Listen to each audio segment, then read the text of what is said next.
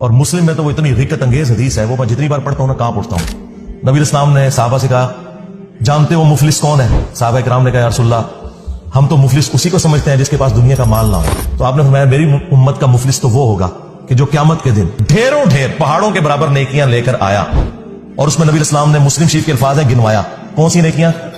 نماز، روزہ، حج، زکات، یہ سارے بڑی بڑی نیکیاں یہی ہو سکتی ہیں، اور نبی اسلام نے گنوائی۔